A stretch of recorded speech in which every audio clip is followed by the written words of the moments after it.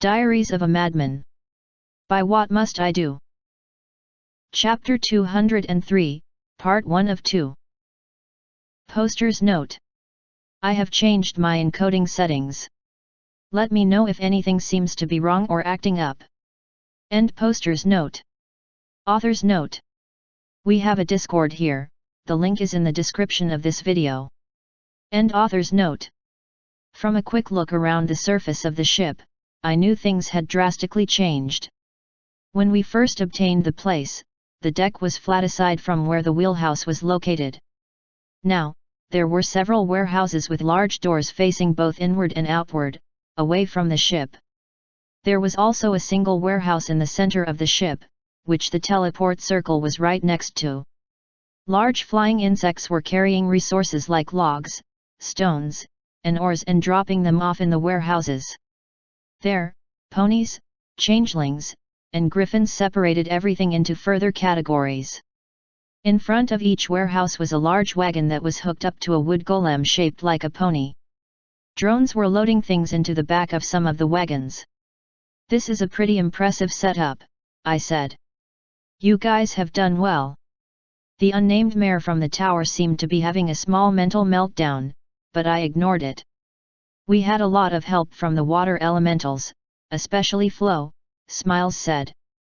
Apparently she was able to tap into your brain to think of some very interesting solutions to problems we were running into. The elementals also taught us how to properly maintain forests, which has given us the chance to obtain a lot of wood and stone. Metals are harder to come by, but we still get enough that we can have all kinds of fun. Flo tapped into my brain. Hey? I guess I was working overtime in the coma. So, this is the resource collection point. Where do those wagons go? To the central elevator, Smiles said. It's in the warehouse here. He led the way into the central warehouse. Silence had to poke the mare from the tower a few times to make her start absent-mindedly following us. So, does this elevator shaft cover the whole ship? I ask. You got it. The primary inner storehouses are located around the central shaft. We're working on a basic rail system along the main hallways to help move things around faster. We don't have enough crafts ponies for it to be a problem right away, but Jack already has a few dozen Minotaur rune crafters heading toward Canterlet to join us. If we don't have the problem solved, it'll turn into a real headache. There are a bunch of openings on the side of the ship, as well, I said. Couldn't you have separate elevators on the four corners that go up and down the side of the ship? As I see it, the larger problem is the bottleneck of this central warehouse. It's not an issue right now, but when you add more crafters, it might become a bigger issue than the internal transport network. Adding more elevators also slightly reduces the need for the internal transport network. I'll raise that point at the next meeting, Smiles said with a nod. For now, I'd like to take you to see Jack. He has 2 presents for you. Then let's go see Jack. We continued walking toward the main freight elevator. A few wagons were already waiting on it, but it was nowhere near capacity. We got a VIP guest, Smiles called when we got to the center of the elevator. Can we head down ahead of schedule? The elevator operator peered around the line of wagons to take a look at us. When he saw me, his eyes went wide. Yes, of course, he immediately replied. Every pony clear, we're going down. With that, the elevator began slowly descending. What floor would you like to visit? We're heading to Sector 3, Smiles said. Sector 3 it is. The ride down was interesting. I expected there to be walls or doors blocking off sight, but the elevator descended straight through large storehouses where we could see strange bugs and ponies moving resources to carts pulled by more wooden golems. The first layer had all the organic materials like wood and food. The second layer was full of stones and rocks. The third layer was where all the metal went, and where our elevator ground to a stop. 2 of the golems pulling carts started walking, ferrying their ore-laden wagons into the storehouse. Smiles paid them no mind and started walking to one of the larger hallways. Sure enough, there were rail tracks that followed along the center of the hall. Is there going to be enough walking space left once the rail cart is in place? I ask. No, but we already have a system in place for it, Smiles said. The hallway is going to be broken off into segments. Before the rail cart can proceed into the next segment, the halls have to be cleared. Each workshop has its own smaller storehouse, so we usually only need to resupply everyone once a day. How's everyone getting along with the local bugs? It took some getting used to for the ponies and the griffins. The changelings were wary of the giant ants at first, for some reason, but they're working together now with no issue. Good. Are there any problems I need to help solve? The biggest issue is the lack of a name for the ship, Smiles said. Apparently some of the ex-pirates you hired from Atlantis wanted to name it after you and a lot of the crafters got on board, but it was vetoed from above. Ah, that issue has been resolved, I said, patting him on the head. This town is now called Skyhold. Town? Not ship. Indeed. It's too big to be considered just a ship. I want to turn this into a thriving crafter's city, a place where they can live and fly from city to sell their wares. That's good news, Smiles said. A lot of the ponies here were worried this place would only be used for war. It's being used for war because we're about to have one. And even then, you yourself just delivered some golems that were made for exploration, not combat. That means even now, it's not just being used for war. I want this city to build things to enrich the lives of others, not just things to take lives away. Well, Jack's going to be very happy to hear that, Smiles replied with a big grin. You know, you're actually starting to sound like a proper noble. I should certainly hope so. After all, now I'm even nobler. Celestia's promoting me to Countess. That made his ears twitch. Impressive. Although I suppose with your achievements, that's not too surprising. So I guess this town is going to be your main territory. I'm also building a town next to the Everfree, along with my university. Celestia found me a bunch of colonists and everything. That will be my main town, but Skyhold will also be a very important territory. Well, I guess that can't be helped. Still, Skyhold will be very helpful for building your town up. These bugs can make all kinds of buildings. I'll use them for future expansion. Right now, I want them to focus on gathering material for the crafters. Celestia and Moonbeam are providing building support. Must be nice to have friends in high places. Are you sure they aren't loaning you the support? Any building support from the government is a loan, because eventually the government is going to collect taxes on it. And I'm sure Mooney will take payment from my body. I'm not too worried about it. Although I would like some of the colonists to work on the ship for a bit to learn.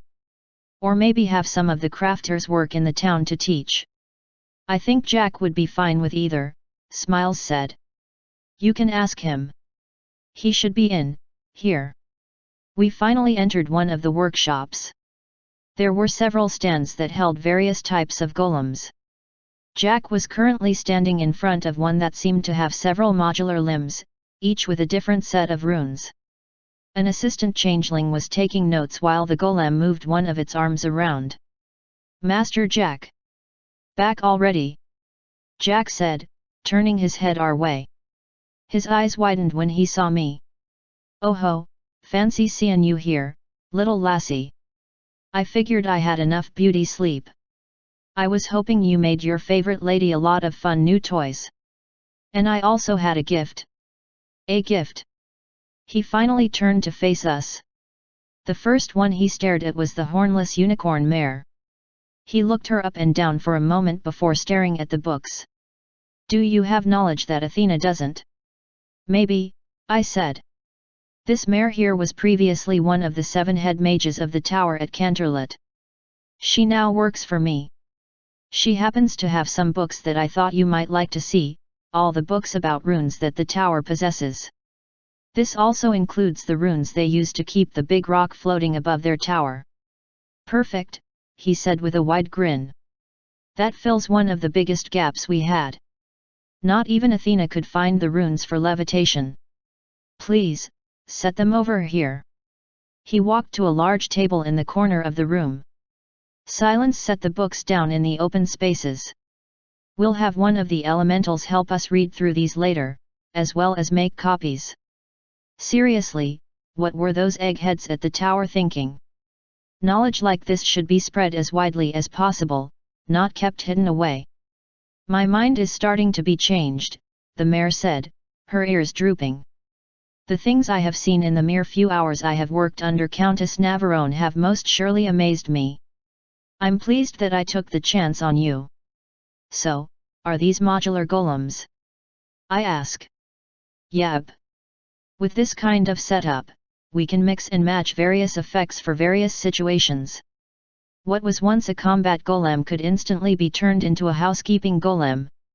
Modeling the body parts is easier this way, but there's a loss in power between the modular parts and the main body when compared with normal golems. That's what we're working on now. But if you're interested, I've got a special present for you.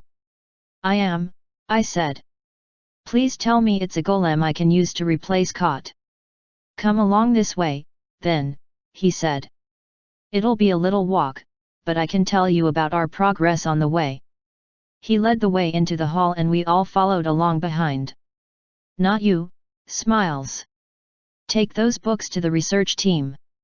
Those nerds will dig through them faster than we can. The named pony groaned and returned to the room. Before you get started talking, I figured you might be interested, I said. This town is now named Skyhold. Skyhold, eh? I reckon that'll do. Is that with or without an E at the end? Without. Why make people write an extra letter for no reason? I had a plan for the ship after the war on Tartarus is over, if you're interested. Of course I am, lassie. All of your plans are exciting. I plan to hire any craftsmen who are interested in working for me and letting them live here, traveling the world to find new materials, learn new techniques, sell everything they make, and help build up cities. I want to make this place famous enough that towns throw a festival when it flies through. Do you think that's viable? Yes. Good. I'm sure if you let me spread the word, even more craftsmen will come now. And if you let me fly this tub to Minas, the entire city will pitch in to upgrade it. All of our tools are well made for ponies, but our output would increase significantly if we had the best equipment available. We can't get that anywhere but Minas, and teleporting equipment that large would be difficult. How long do you think it would take this ship to get there? You'd probably run out of supplies before even getting across the ocean. Oh no, that won't be a problem, Jack said. The warehouses you saw on the way down are only the freshest supplies. There's more storage further in that everything gets distributed to. At the moment, we're probably at 15 to 20% capacity, which will last the current number of workers we have for a month. The goal is to be a third full by the time we get to Canterlot, where the princess will help load us up. Right now, we're just experimenting to see what retains magic runes the best. I saw a bunch of wooden golems on the way here, I said. Most types of wood we've found don't hold magic very well, he said, shrugging his shoulders. Because of that, the best you can really do is super basic motions. One of the Griffin assistants figured it would be enough to walk, so we built a mock-up wooden pony, used a few basic runes, and made it charge at Smiles. Unfortunately, they can't move very quickly, but they can essentially move forever while pulling a decent amount of weight. I can certainly see a market for something like that, I said. It's not quite a car, but it's a step in the right direction. What about stone? That's much better, depending on the type of stone. The more dense the stone, generally the more magic it can hold. But even relatively common stones can hold enough magic to make golems. They need to be hardened with extra runes and their performance is much lower than the metal golems, but they're strong enough to take down a few platoons of ponies. That's not saying much, Kot purred, quietly enough that only I could hear it. With hardening, how do they stand up to battle hammers or maces? Depends on the quality of the weapon and the arm of the one swinging it. With hardening, iron weapons would damage the golem, but might break. Steel would definitely destroy one, but the weapon might get damaged. If I'm being downright honest, fielding a golem in battle against almost any of the races that exist right now is outright malicious. Changelings and griffins would be the only ones to stand a chance, and that's just because they can fly. Minotaurs, dragons, and Naga could take care of rock golems, but it would take an elder dragon to destroy a metal golem.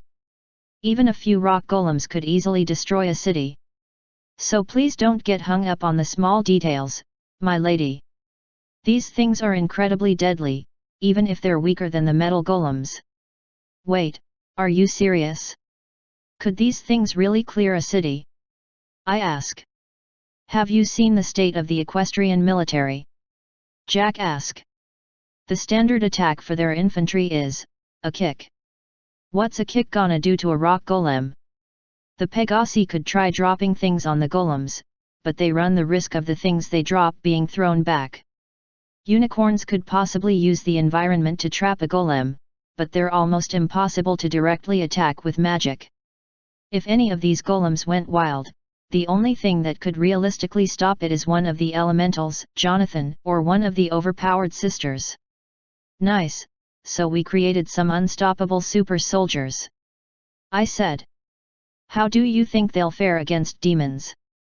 I've been told that demons are weakest to silver and iron. We've made several prototype demon slayers out of iron. Once we have the designs down, we'll begin producing them in both iron and silver. The silver models can hold much more magic, so they're considerably more powerful. Would it be possible to use a steel frame with iron or silver weapons? I ask. That was part of the point of making the modular golem you saw back there, he said. If all we're talking about is a golem made to fight, they really don't need anything more than a very pointy arm, like the legs of the exploration golems you probably saw on the way in. After all, killing is just as easy as stabbing something hard enough. So most of the weapons we equip the golems with will be very simple, not things that need a lot of runes. We can have steel frames with iron weapons specialized for slaying demon spawn. Then we can use full silver to make the models used to kill the stronger demons. That seems like so much work, though, Kot said. If the golems are as strong as you say, why not just create a ton of cheap iron golems and let them do all the work? Because where's the fun in that?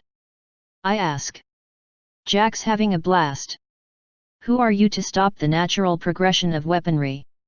If we listened to all the naysayers, we'd still be using clubs and rocks instead of magic golems and runic artillery. Speaking of which, we've already started prototypes of the artillery, Jack said. Luna used her magic to help speed that project along, borrowing knowledge from Flo, Blaze, and Char. All the artillery pieces are finished. Now we're just experimenting with the ammunition and the propellant. For accuracy, you need two things. First, some spin to the bullet. Second, a lot of speed to the bullet. You'd need runes for two vectors. One for rotation and the other for acceleration. If you can attach runes to the artillery piece to make the bullet spin and to expel it, that would solve your issue. That's the missing piece I mentioned before, Jack said, nodding. Levitation is the act of using enough magic to counteract what's keeping us on the planet. I'm hoping the rune is actually something that applies force in a specific direction. If so, we can easily use it to make guns a possibility. Wonderful. They uncovered one in the bunker recently, a basic rifle with a basic scope. I'm having it delivered to my house so we can use it as a model. This particular weapon has historical significance, so I'd rather it not be damaged too heavily. We'll take care of it. And they uncovered another, smaller gun called a revolver. I don't mind showing it around the ship myself, but I'm not letting anyone take it out of my sight. Suspicious, but no problem. Having more actual examples to learn from will be valuable. There's no need to destroy the existing models. Fantabulous. By chance, do you think this ship could be used to remodel boats into airships? Yes, he replied with a nod. But we'll need to finish the cranes we're building first, and we'll only be able to do 2 to 4 at a time, depending on their size. Speaking of which, I'd like to request 2 scouting airships. The bugs can harvest an astounding amount of resources once they've found what they're looking for, but we have to use magic with a limited range to hunt for resources. Right now, we're using chariots, but those are very limited. I can't promise it'll be quick, but it will happen. I'm apparently building a town near the Everfree. Part of the package is a group of mercenaries. I'm planning on sending them with Luna to borrow some pirate ships. We can use the ones you don't need for trading. Excellent. What races are the mercenaries? Dogs, unicorns, griffins, and cats. Good. I'll upgrade their equipment with runes. I dare any of them to lose to mere pirates after that. We've also worked out a way to add a few runes to crossbows, but it only makes the bolt fly faster. Still, that'll be useful against pirates. Bows would be more useful at sea. It's harder to aim on a rocking boat, so something fast-firing is better. But if you have time to set up a shot, then crossbows definitely do the trick. Especially if your target is just hovering in the air, gloating like a moron. I'm not sure how well the dogs would be able to use them, but the cats would probably be super deadly with crossbows. It'll be 100 dogs and 10 cats. We're working on automatic crossbows now, which should solve most of those issues. We can do metal armor for the unicorns, but it's hard to make armor for a griffin. What about leather? That's what Athena's golems are made of. We're in the experimental phases of applying runes to leather, he replied, rubbing the back of his neck. Leather from normal food animals that you can get from the griffins can't hold much magic. It takes leather from magical creatures like those in the Everfree to make something worth using. Unfortunately, those are a pain to come across unless you happen to know of a nearby cursed area. We can harvest some when we get to Canterlot. I never thought to make armor out of it, though. When you harden leather the right way, it's very tough. If you add on runes, I imagine it would become stronger than typical steel armor while being several times lighter and more comfortable. Interesting. That adds several more uses for leather. Humans used leather for a lot of things. More than anything else, I was shocked that almost no cultures here have a history of using it. The griffins do some work with it, but not much. I guess that just means there's yet another market I get to monopolize.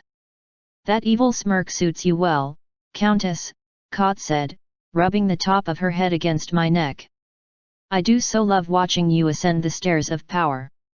Good, because you're going to be seeing a lot more of it in the future. So, what else have you guys been up to on the ship? Well, Jonathan's working on perfecting his miracle fruits and vegetables. They're designed to be everything a human needs to sustain themselves while tasting amazing. He's also working on berries that help restore your energy very quickly. He says that when he's done, they can be grown just about anywhere without any special attention or need for fancy fertilizers. Though without his help, it would take a while for them to grow. I'm looking forward to the final results. I also hope he can help me grow some spices and coffee. There are a ton of plant materials that the ponies still don't have access to. He said the berries were made to replace coffee. They're more effective, taste better, and are healthier, according to him. I don't care, I still want my coffee. Oh, has there been any luck with replicating the big dome shield that was over the zone? I feel like that might be useful in Tartarus. Most of the runes in that room went into converting the energy from the lava into magic, and that required a living being to act as the transfer point. If we want to convert lava into magical energy without a sacrifice, we'll need more space for more runes, but it's probably possible. Those runes in particular were for converting heat into magic, but it's probably possible to convert other types of energy into magic as well. Would a tree work instead of a person? No, don't be ridiculous. I already said wood doesn't retain magic well. Wood doesn't, sure, I said. But what about a tree? Trees are made of wood. Jack said, almost shouting. Yeah, dead wood. Athena told me that magic comes from life, and that more life in an area, even if it's just plant life, generates more magic. So it makes sense that normal wood would hold as much magic as normal leather. But according to Luna, people can either engrave or tattoo themselves with runes to get their power. Could you do the same thing to a tree that's still living, using the tree's life force to maintain the magic? That is actually a good question. We have not tried. I'll ask some of the wood rune crafters to visit the surface with some of the collection squads to test it. All of your ideas really are exciting. Has Flo been helping provide schematics for technologies you want to experiment with? She's spread the knowledge on the laptop to the rest of the elementals, minus Airy, Jack said. The engines on this airship are all runic, so we're studying them as best we can without disassembling them.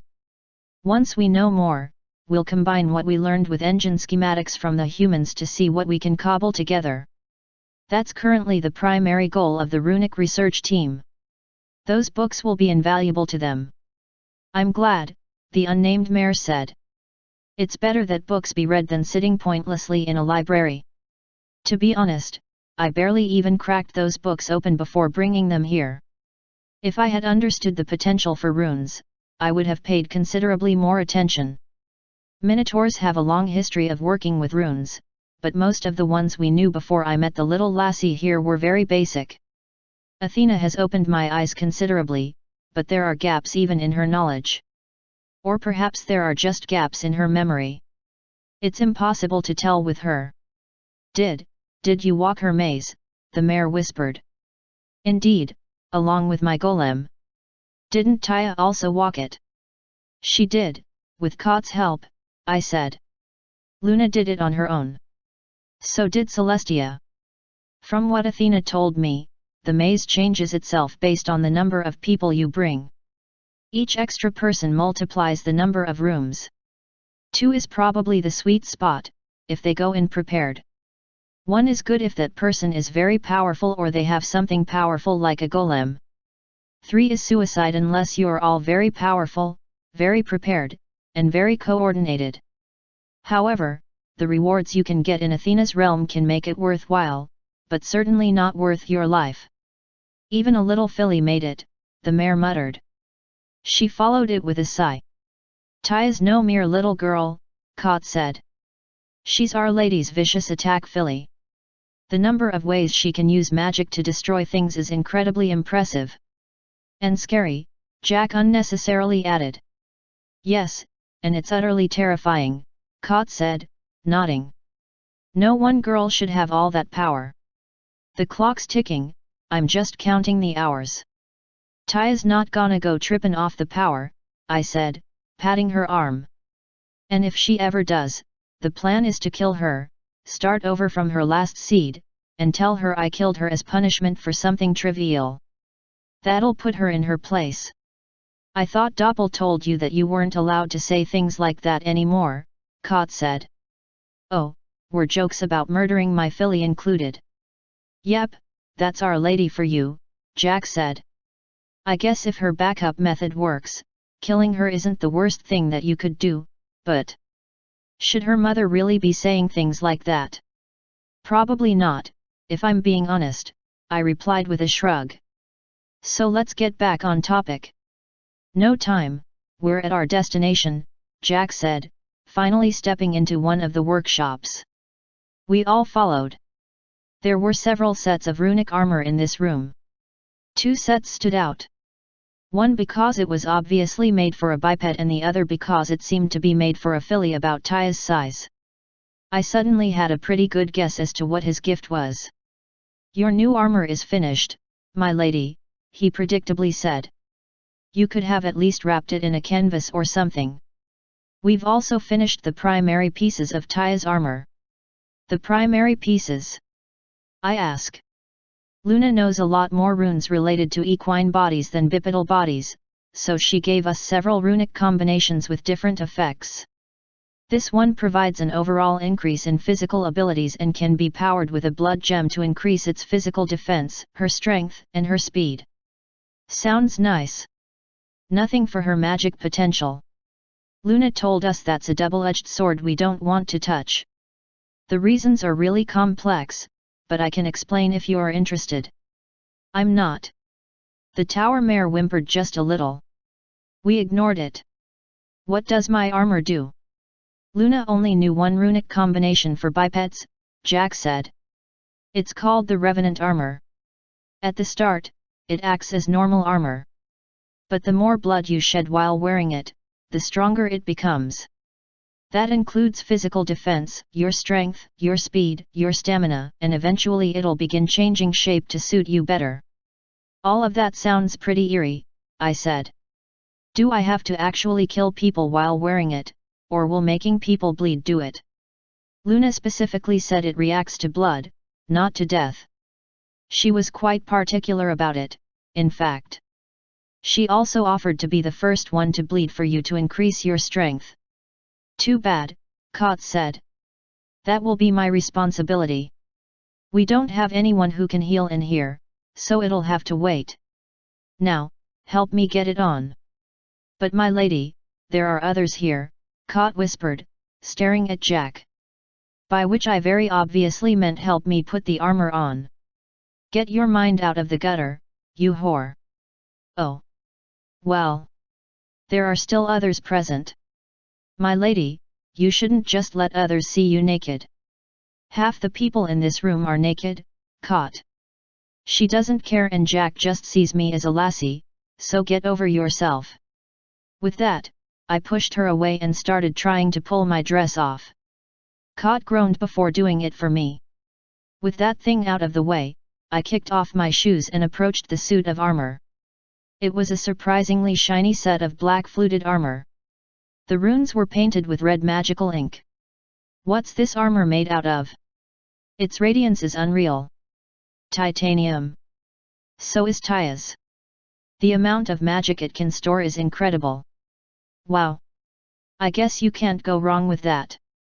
Wait, before I try putting this on, has it been adjusted for my new measurements? Yes. We borrowed Luna for some magic molding. Some of the runes had to be redone, but it didn't take long. If you'd like, she can mold it to be a tighter fit to show off more of your curves. That sounds like a bad idea for practical purposes, so no. Kot began helping me put everything. Given that it was made of titanium, it was unbelievably light. This is amazing. But, why isn't there a helmet? It goes against the purposes of the revenant runes. According to Luna, the runes can only be applied to a set of armor that's under a certain set weight. It's supposed to be used for berserker tactics, where the warrior rushes in and uses speed and strength to wear enemies down. Heavy armor would slow the warrior down and impede his movements. Since the main bipeds she worked with were cats, that fit their fighting style perfectly. It certainly does, Kot said with a nod. My lady, a similar set of armor would make me more proficient in battle. If you think Jack's going to outfit a bunch of no-name mercenaries before the people I personally picked, you're out of your mind, I said. Jack, hook everyone up with the best stuff we can get them. The new armor for all your pony guards is in the final stages. We've also prepared some pieces for the Naga and Spike.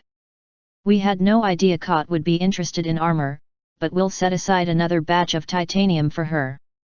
Please make mine as sexy as possible, Kot said. I'd like to be able to catch my lady's eye even on the battlefield. That would be my pleasure, the, apparently lecherous, old man replied. Is the battlefield really the best place to catch someone's eye? What if I get distracted and killed because of it? Then I will finally be able to brag about my killer body, Kot dreamily replied. Well, everyone's gotta have a goal, I guess, Jack said. I'll happily respect it. So. What's that ink made from? The mayor quietly asked. Crushed blood gems, virgin blood, ink, and a dash of chili powder for coloring and to help spice it up a little. Kot leaned in and licked one of the runes on my armor. Oh wow, you're right. It's faint, though. The blood mostly overpowers it, but I definitely catch hints of the ink. I felt the crushed gems, but couldn't taste them. Caught, you can't just go around licking people in public, I said. So, do I look like a hero yet? Now you look like a fairy sword princess, Caught said. I decided to see how flexible my tail was by attempting to choke Caught with it. The noises she was barely able to make told me it was definitely pretty flexible. So, do I look like a hero yet? I asked, looking at the other two with a smile. Yes, my lady, the mare immediately replied. With Caught in your grip like that, I'd say you seem a little more like a villain, Jack said. It looks like she's starting to enjoy it, but that really doesn't make you look any better. That told me all I needed to know, so I released my naughty catgirl and walked over to the long mirror set up in one of the corners. The bright black armor with the blood-red runes all over it just didn't seem to suit me for some reason. Can we darken the metal? Absolutely not, Jack said. I was okay with it when you were just a mercenary queen, but now you're going to be a general. You have to stand out to inspire the troops. I don't want to be blinded by my own armor. But whatever. Once I shed enough blood, maybe it'll change to something unassuming. I should start wearing this around instead of a dress. We could probably make you a really pretty combat dress, Jack said. It wouldn't be ready in time for the pageant, but it would be finished before the gala. What are you talking about? Celestia can't force me to go to the gala anymore. And more to the point, the very idea of a combat dress is completely contradictory.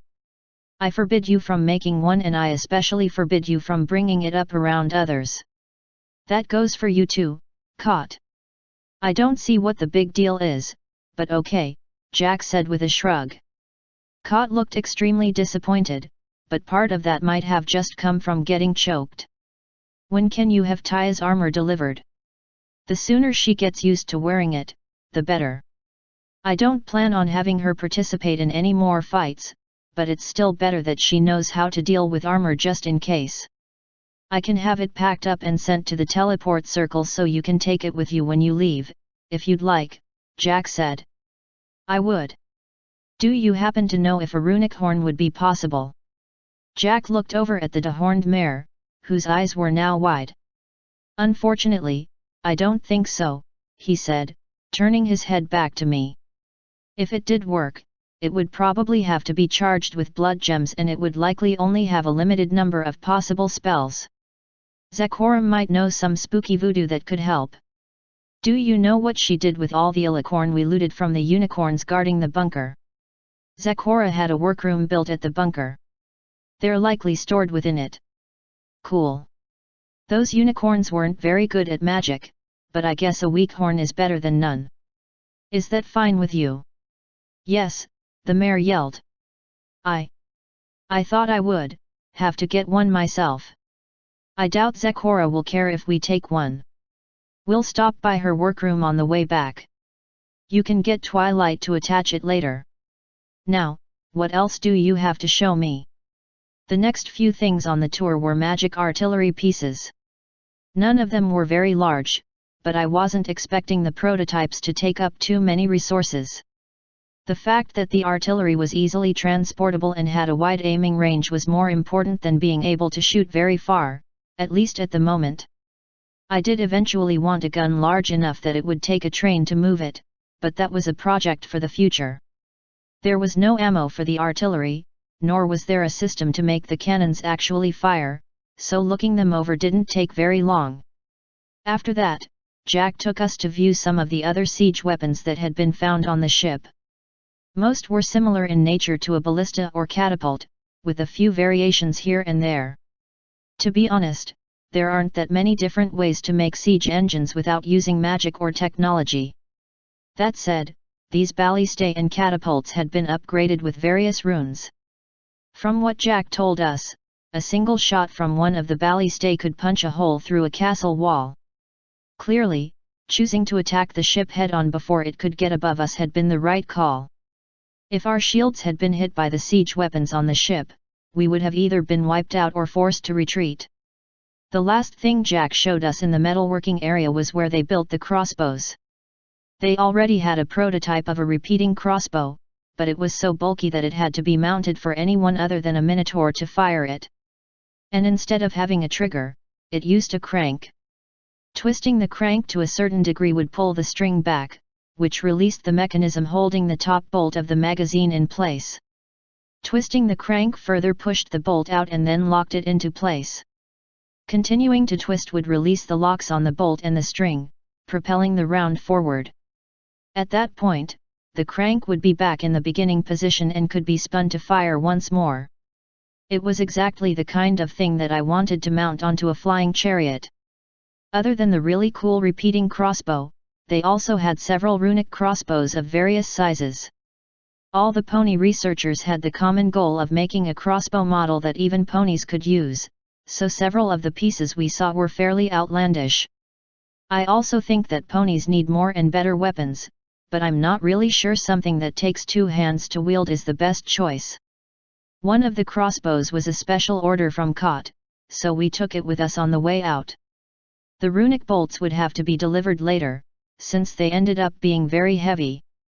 Her melee weapons had already been finished and delivered, so we didn't need to worry about them. After we finished on deck 3, Jack took us up to the second deck to show off the stone golems. They could be made much more quickly and cheaply than metal golems, yet they were still strong enough to take out a city. Truly, it was impressive. The prototype rock golems were made of rough stone and definitely weren't pretty, but I could tell by looking at them that a punch from their arms would be lethal. The newer golems were polished to the point of being shiny and the runes were drawn on with much more precision. They were also made of different types of stone. 3 golems in particular stood out. One was made of mostly clear crystal. I could see swirls of magic inside of it. They were centered around the runes covering the outside, but the magical current obviously went through the entire golem. The next was made of a green stone called aventurine. Normally, that kind of rock is very rough. But when sanded down, it becomes so smooth that it can be hard to hold.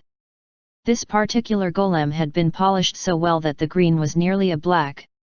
The last golem was made of obsidian and had blood rubies lodged where a human's eyes should be. Apparently those gems allowed it to imbue heat into its strikes. Since there were already a few dozen stone golems just waiting in the storehouse, I had him send those 3 up to the deck so I could take them with us when we left. An unstoppable super soldier that only obeys me sounds like a good bodyguard to keep around. It wouldn't quite be a replacement for Kot, but with luck, I could use the golems to guard me instead every now and then. Also, they looked badass. Having one of those walking with me around Canterlot would start the right kinds of rumors and keep ruffians away at the same time. A lot of other things were being built with stone, but most of the stonecraft rune workers were trying to put runes to use in making better buildings with more features. The only thing of interest at the moment was a runic air conditioner, but I didn't care enough to walk all the way to see it. Instead, he took us to the first deck, where all the wooden things were being made. A lot was going on there as well, but the only thing he wanted to show us was the runic instruments. Apparently they had been experimenting with the magic horn I got at the same time I picked up Athena's book and used some of the runes on other instruments to create a variety of effects. When played, the music could calm someone, rile them up, confuse them, or put them to sleep. Unfortunately, the effect also worked on the person playing the instrument, so it still needed to be tweaked. But once it's perfected, bards will finally have their place in Equestria. By the time we finished looking over the instruments, it was almost time for the ship to start moving again. I definitely didn't want to get stranded on board, so I called it quits on the tour and we headed back up top. Jack left us at the elevator and went back down while we walked to the teleporter. Waiting for us there were 3 golems and a box of armor. Once everyone and everything was in the teleport circle, Silence used magic to take us back to the fortress at the top of the bunker.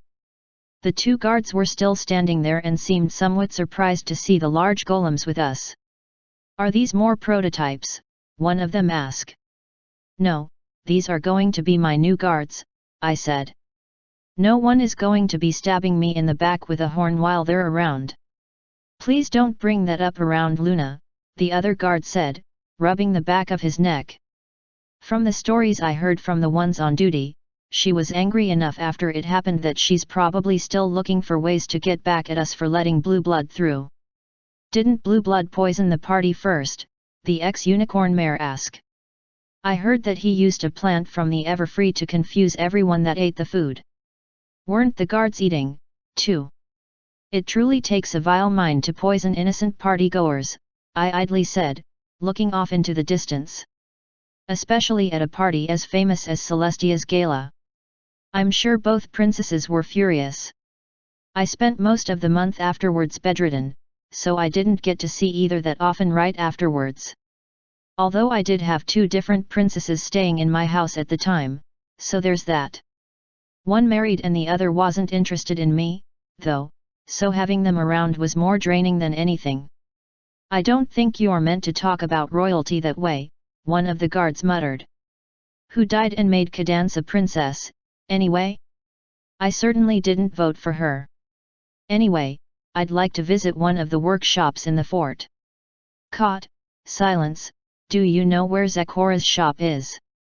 Most of my time in the zone is spent underground, Caught said. Same for silence. We don't really walk around the fort. I see. Would one of you guards be able to guide us around? We only really know the surface level and a few of the common areas inside, but I can take you to one of the water elementals inside, half the guards said. With the ship leaving, our shift is basically over anyway. I don't plan to stay long, I just want to pick something up and leave. If Silence heads home first, could you teleport me back once I'm done? Of course, my lady, the guard replied with a bow. Thank you. Silence, take the golems and the box back to the house. The box should go to my room. For now, have the crystal golem sent to my room, the aventurin golem sent to guard the main entrance, and the obsidian golem patrol the yard. He bowed and led the golems off, floating the box of armor behind him.